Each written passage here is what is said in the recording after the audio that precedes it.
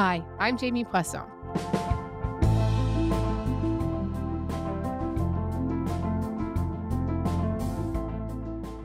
You'll probably remember because it was one of the biggest celebrity news stories of 2022. Amber Heard versus Johnny Depp. Right now, our coverage begins in Fairfax County, Virginia. Johnny Depp and Amber Heard are facing off in court, and it's already getting ugly. Depp's $50 million defamation suit, countered by Heard's $100 million claim, comes after the actress wrote a 2018 op-ed about surviving domestic abuse, though never naming. The whole thing began when Amber Heard accused her ex-husband of abuse. But if you were on social media, you might have actually thought that the opposite was true. It was this echo chamber of misogyny and hate directed at Amber Heard. Queen of domestic violence, claiming that she's a victim of violence, is the biggest joke. What other options does a violent, predatory narcissist have when they are desperate to control their victim? Your voice is gone, Amber Heard. Die, bitch. We don't want pirates without Johnny Amber Heard Depp. is an abuser. Big, fat, white, nasty. We're talking about hundreds of thousands of tweets with the hashtag Amber is an abuser. And yes, some of those were from people who were huge fans of Johnny Depp. But the closer that you look at that online chatter, the weirder it gets. A lot of the tweets seem coordinated, scripted. And if you start looking really close, you'll find an absolutely bizarre web of connections from the other side of the world, where an unlikely ally of the Pirates of the Caribbean star rules absolute. Today, I'm going to be talking to Alexi Mostros, host of the new podcast, Who Trolled Amber, from Tortoise Media. And he's going to tell me about what he found and what a campaign against a movie star tells us about how coordinated online misinformation can destroy a reputation and have a huge effect on public opinion.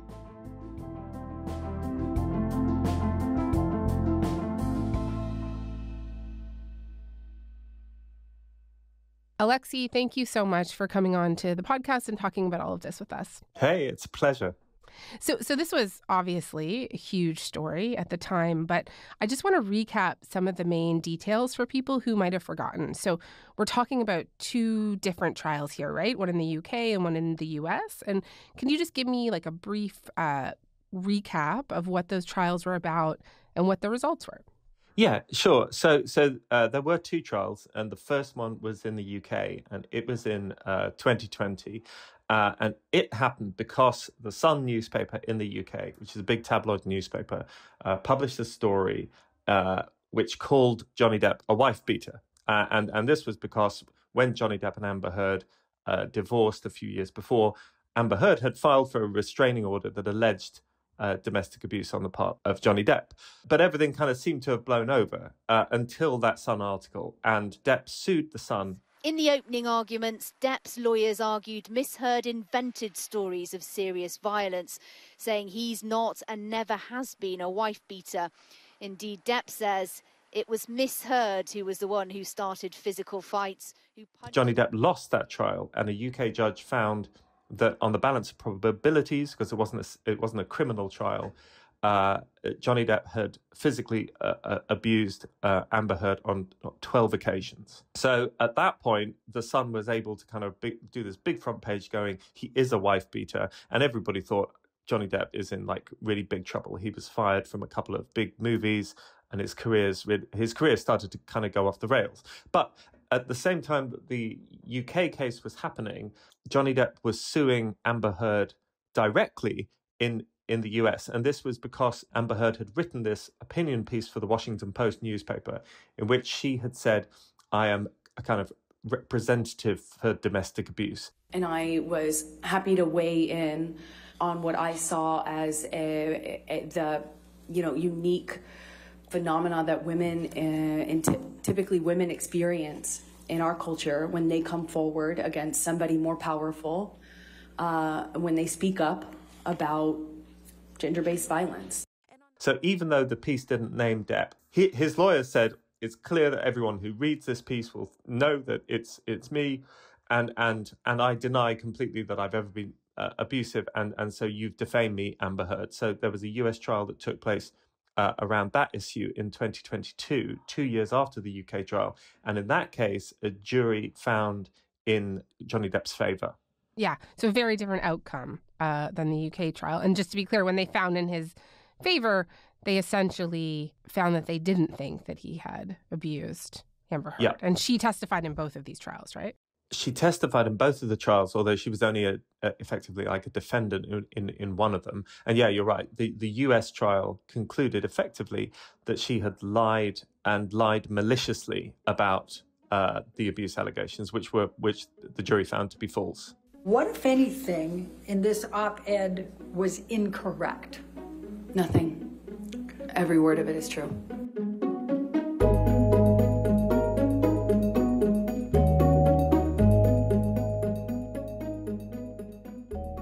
So let's talk a little bit about the discourse around both of these trials at the time. I think people will absolutely remember kind of the frenzy around it. But how would you describe what was happening, particularly online?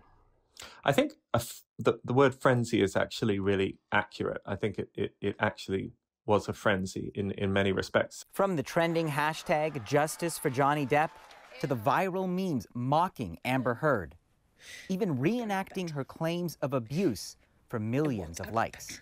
And he slapped me in my face. While the TikTok praise for Johnny Depp grows.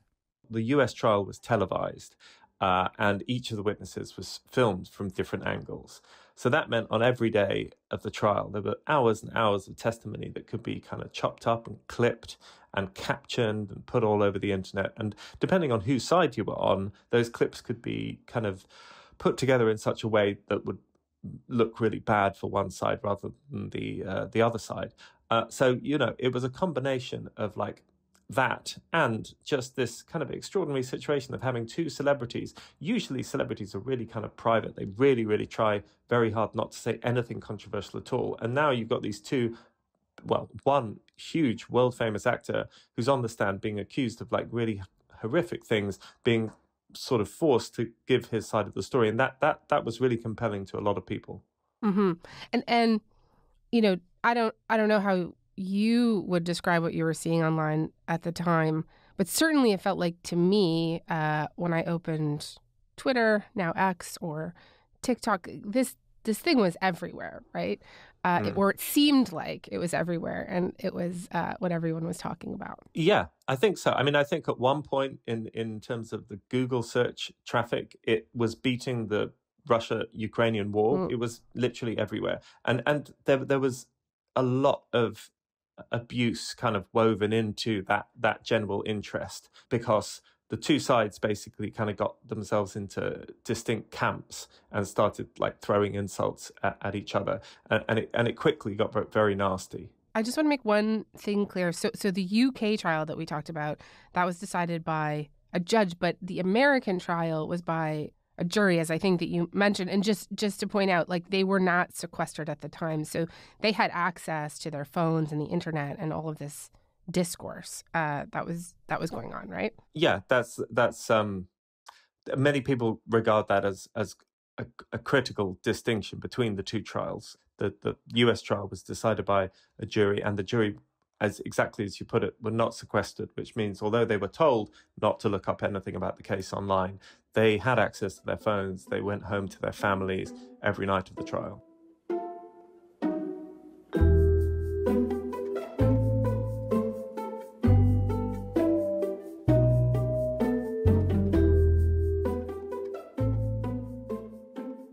At what point are you starting to think that at least some of what you're seeing online is a bit fishy or feels kind of manipulated or is worth looking into more? Like, when does that kind of turn for you?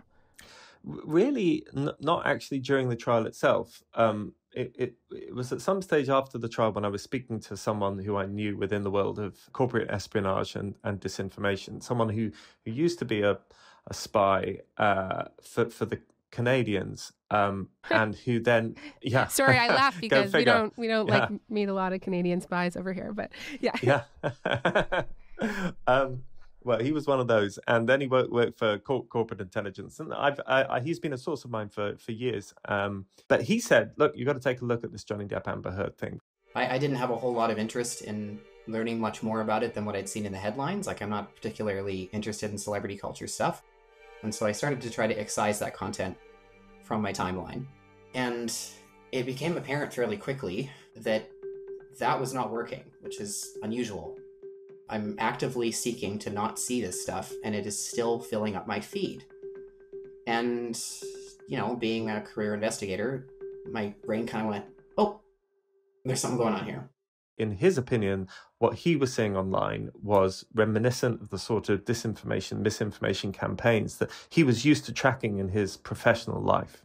And then what do you do after that? You know, you I guess this piques your interest, right? And just tell me what happens next. Yeah, so to be honest, I took a couple of weeks to convince myself that this was a story that was worth looking into, because first of all, it was a story that everyone had written like so much about. There's been documentaries on it, there's been newspaper articles. Like, was there anything really more to say? Yeah. And secondly, like, was it at heart like a celebrity story? You know, did it have like wider public interest ramifications? And I thought, I then spoke to like a few of my friends about the case, and like surprisingly large numbers of them said, oh yeah, but you know, wasn't Amber a bit crazy? Or like, I'm sure that Johnny was innocent. And I said, well, did you watch the trial? Why do you think that? And they were like, oh, I don't know. That's what I heard, I think.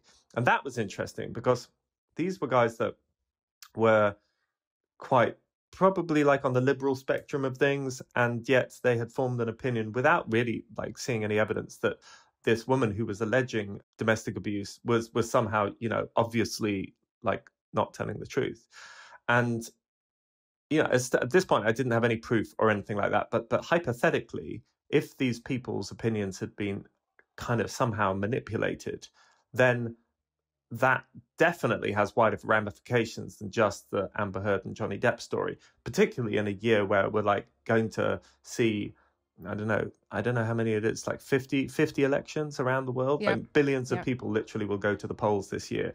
And, you know, if that happens in an atmosphere where people with vested interests can manipulate opinion online, then that kind of persuaded me it was a story that was worth looking into.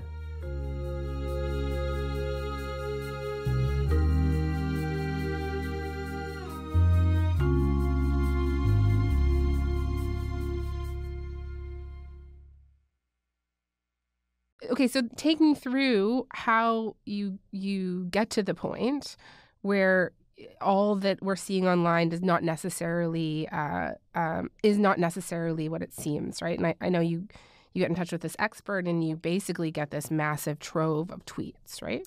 Yeah, that's right. So like we wanted to look at the investigation in two parts. The first was a sort of analytical look into what happened to determine whether or not there was inauthentic behavior to an extent that you wouldn't expect.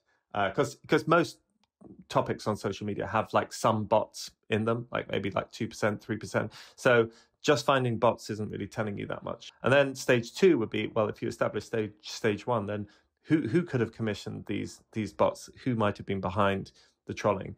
But the first stage, so we got this database that had never been properly analysed before, of 1 million tweets that had been sent in the run-up to the US trial, all of which were critical of Amber Heard in some way. And we took that data to 2 data analysts, and they came back after a few weeks with their results. So they had found a number of specific examples of inauthentic activity, which was, you know, either bot networks or networks that were in other ways suspicious. Those networks were operating in countries like as far away as Thailand or Spain. Just to give you an idea of it, a typical example would be like a Thai account who spends its life tweeting about, like, you know, Ray-Ban sunglasses or something like that, suddenly puts out a Johnny Depp tweet, and it gets like thousands and thousands and thousands of retweets, but almost no replies. Wow. So like it's got like 25,000 retweets and it's got 3 replies. And it's like no one does a tweet that is retweeted 25,000 times with only 3 people replying to it. And the overall result, the overall conclusion reached by one of the researchers, a man called Johan Chen, was that in his opinion, 50% or more of the million-plus tweets that were sent in the run-up to the trial came from inauthentic sources. And then tell me more about where you think that these tweets were originating from. I mean, you mentioned Thailand, and why? Yes, I mean, this is where the investigation, it's just super, super difficult. It's really, attribution is really, really, really tricky because you can kind of identify a network of accounts that, look very, very much like bots tweeting pro Johnny Depp content in Thailand, which is what we did. But unless you're inside Twitter and you have access to the IP addresses and all of that other information that Twitter has, it's almost impossible to kind of go further and to work out who was behind that network. So attribution, who commissioned these accounts, is actually really hard. And I'm not sure we got to the bottom of it at all. We did identify one country that seems to have been linked to some of these pro Johnny Depp accounts. Tell me more. So basically, we found all these Johnny Depp accounts that operate on Twitter today, and they look like genuine Johnny Depp fan accounts. They've got pictures of Johnny Depp on. They tweet 20 times a day about Johnny Depp. It's only Depp, Depp, Depp, Depp, Depp, and the only other thing they tweet about is how much they hate Amber Heard. Okay, so that's fine. That we saw a lot of genuine examples of that. But when you type in the details into the Wayback Machine, which is a website that stores historic versions of websites, you see that they've deleted hundreds and hundreds of tweets from 2021 and 2022 and before. And all of those tweets none of those tweets are in English. All of them are in Arabic. None of them mention Johnny Depp or indeed any other celebrity. They're just totally not interested in any celebrity. They are very interested in promoting in Arabic pro-Saudi government messaging. So isn't Mohammed bin Salman, the Crown Prince of Saudi Arabia, isn't he brilliant? God save MBS, or God save Vision 2030, the Saudi, initiative to pour billions of pounds into transforming his country. So we took these accounts, these deleted tweets, to two experts in Saudi Arabian politics and disinformation. They said that in their opinion, they look like these Johnny Depp accounts were accounts set up by the Saudi government as part of what's known as its Electric Fly Army, which is basically its sort of state-run bot army that is very famous for promoting Saudi interests and disparaging Saudi Arabian enemies. I don't know if you want to get into the details of the Jamal Khashoggi case, but when that journalist was murdered by the Saudi regime a few years ago, there were loads of bots, pro-Saudi bots, that came onto sites like Twitter in the months afterwards, basically saying that Saudi had nothing to do with it, and anyone saying that was an enemy of the state. So it's quite interesting to hear that these Depp accounts exhibited very similar characteristics to the sort of accounts that did that.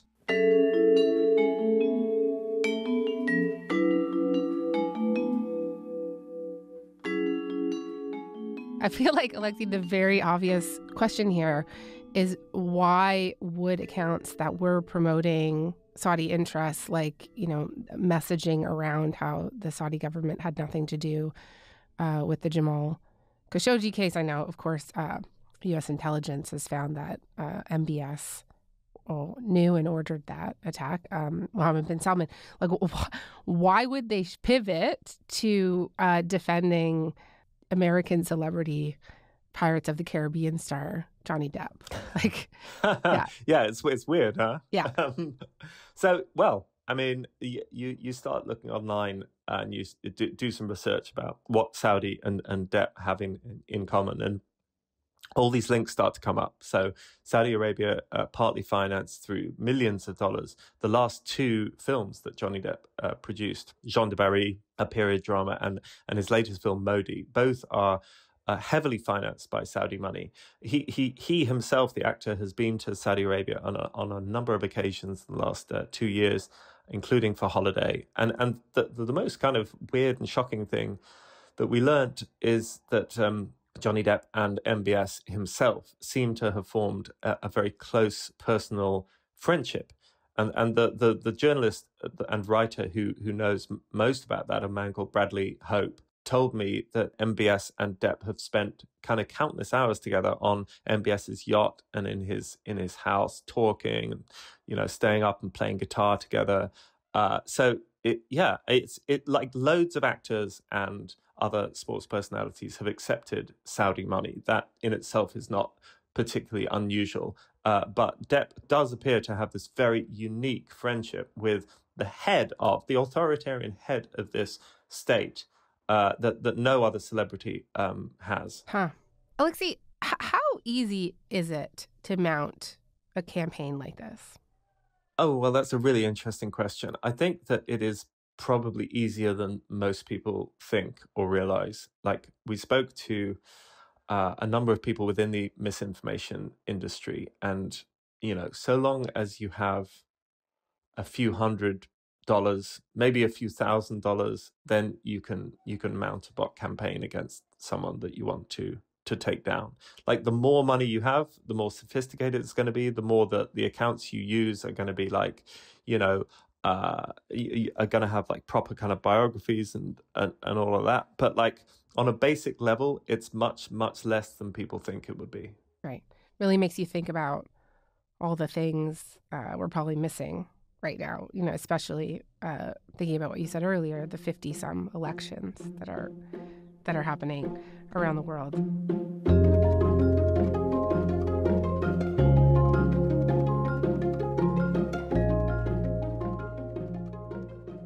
After working on this, I'm just so interested to hear your thoughts on how you're thinking about online discourse now. Like, of course, before you did this podcast, I'm sure you had lots of skepticism about what you were seeing online.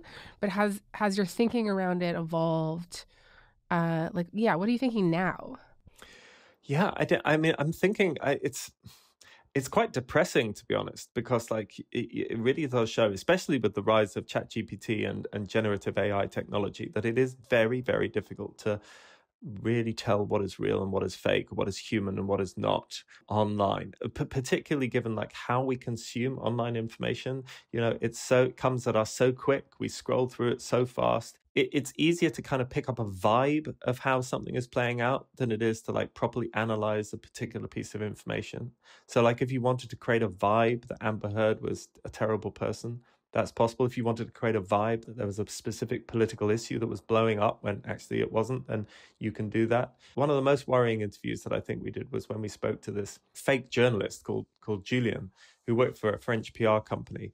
And he wrote like hundreds of articles for this company's clients.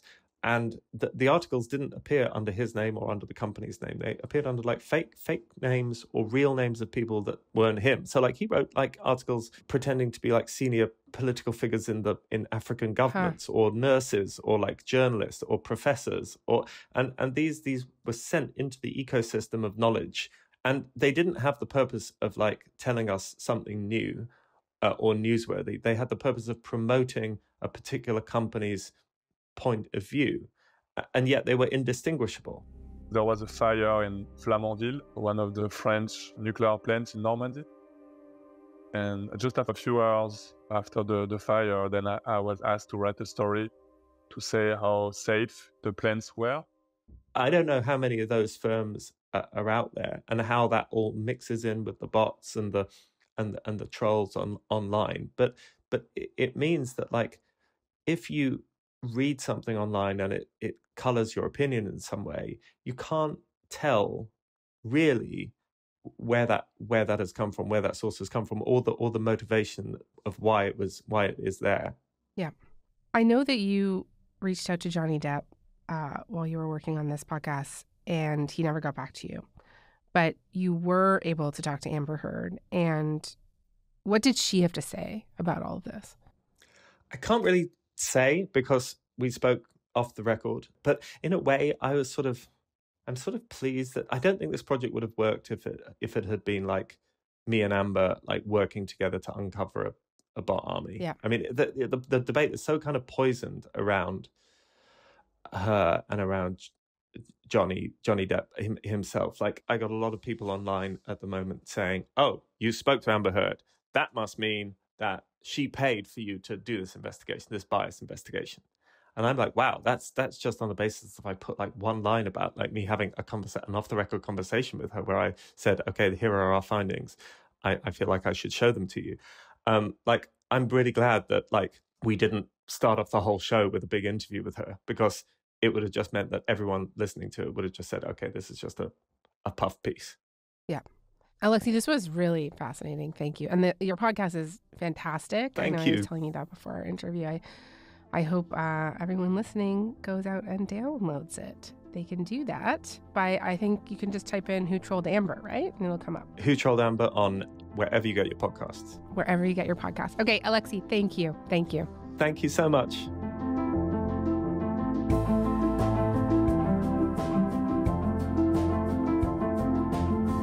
All right, that's all for today. I'm Jamie Poisson. Thanks so much for listening. Talk to you tomorrow.